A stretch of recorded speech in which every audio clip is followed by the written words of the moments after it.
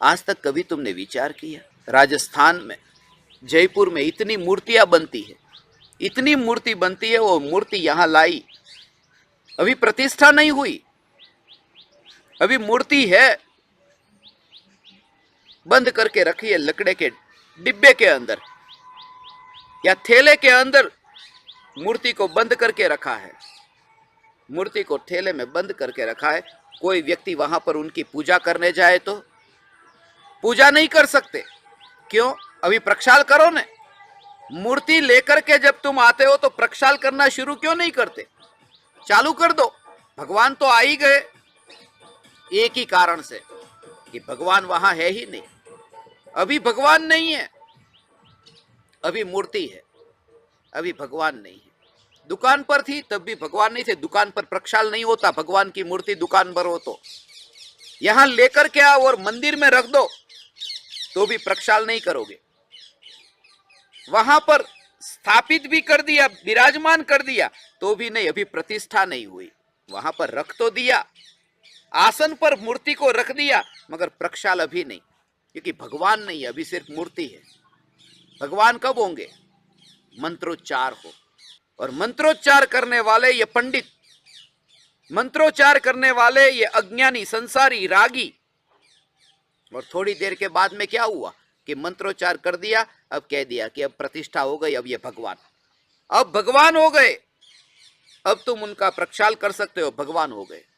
तो थोड़ी देर पहले मूर्ति थी और अब भगवान हो गए। किसने बनाया भगवान? हमारे मंत्रों ने। कभी तुम्हें यह विचार आया, हम यदि मंत्र न बढ़े, मंत्र न पढ़े तो वो मूर्ति भगवान नहीं बनती। तो मूर्ति को भगवान बनाने वाला कौन?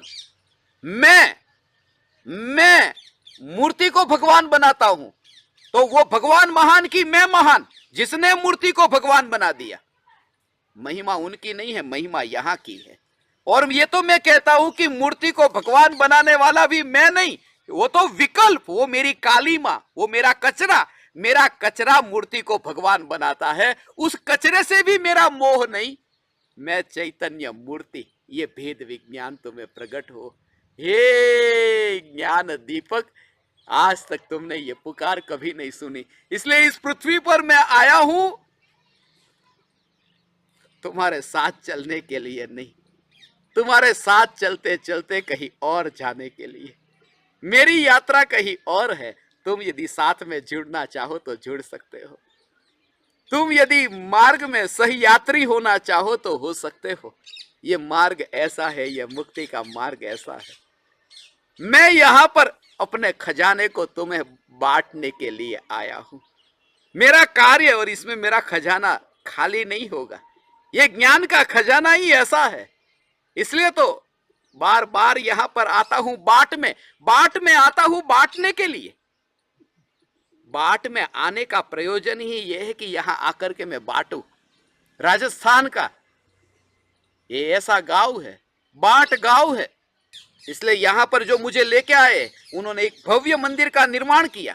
उस मंदिर में उन्होंने आभूषण वाली ऐसी जो वितरागी प्रतिमा मुझे नहीं दिखती, ऐसी मूर्ति रखी थी। मैंने कहा कि वितरागी मुद्रा वाली भगवान की प्रतिमा यहां हो, प्रतिष्ठा मत कराना, सिर्फ रख दो, दर्शन करना है। कि मूर्ति में प्रतिष्ठा न करो और दर्शन करो तो भाव कैसे आएगा? भाव आ नहीं सकता। प्रतिष्ठा के बिना मूर्ति में भाव नहीं आ सकता। मैं कहता हूं कि भाव आ सकता है। आज तक तुम इतने मंदिरों में गए, तुमने वो लेखा जोखा रखा? इतने मंदिरों में जाकर के तुमने पूछा इसकी प्रतिष्ठा कब हुई थी, किसने करवाई? सिर्फ प्रतिमा को देखते हो और वो भाव आता है कि भगवान का रूप ऐसा है। उस हिसाब में तुम नहीं जाते। मैं ये कहता हूं रूप क्या है, उसके लिए मैं एक बात आपको बता दूं। एक छोटी सी बच्ची पापा के साथ में मंदिर की ओर जा रही थी। मंदिर के बाहर ही एक शेर था। अक्सर मंदिर के बाहर हाथी और शेर होते हैं, तो हाथी और शेर की तरह एक मंदिर के बाहर शेर था। उस बच्ची ने पापा से कहा, पापा पापा शेर है देखो। पापा ने कहा, डरो मत, ये तो पत्थर का शेर है, कुछ नहीं करेगा। उस बच्ची ने कहा, अंदर जो भगवान है वो भी पत्थर के ही है, कुछ भी नहीं करेंगे। जब पत्थर का शेर कुछ नहीं करता तो पत्थर के भगवान क्या करेंगे? मगर एक बात मैं आपसे कह दूं कि पत्थर का शेर कुछ भी नहीं करेगा, मगर उस बच्चे को पत्थर का शेर देख करके भाव तो वही आया ने कि अरे शेर, भाव तो वही आया ने। यदि यहां भाव होगा तो पत्थर में भी वो शेर दिखेगा। यदि तुम्हारे भीतर में वो भाव होगा तो पत्थर की प्रतिमा में परमात्मा दिखेंगे। और उस भाव के लिए उस बच्ची ने क्या ये हिसाब पूछा कि पापा ये शेर की प्रतिष्ठा किसने कराई थी, मंत्र जाप हुआ था कि नहीं? शेर की मूर्ति को देख करके मंत्र जाप का विकल्प नहीं आता, अरे शेर है। ऐसे ही परमात्मा का रूप कैसा है ये महत्वपूर्ण है। उस रूप का तुम्हें दर्शन हो तो स्वरूप का यहां दर्शन हो। वास्तव में तो यह है कि स्वरूप का दर्शन हो तो रूप का दर्शन सफल हुआ, निश्चय हुआ कि वहां व्यवहार हुआ। निश्चय और व्यवहार ये दोनों का बैलेंस हो। हे ज्ञान दीपक, सदा काल तुम्हें यह जागृति चैतन्य चैतन्य चैतन्य की रहे। तुम जहां रहो वहां मंदिर मंदिर मंदिर ही तुम्हें दिखाई दे। और मंदिर तुम्हें तब दिखाई दे जब चैतन्य चैतन्य चैतन्य यहां भीतर दिखाई दे, तो बाहर तुम्हें मंदिर यहां दिखाई देगा।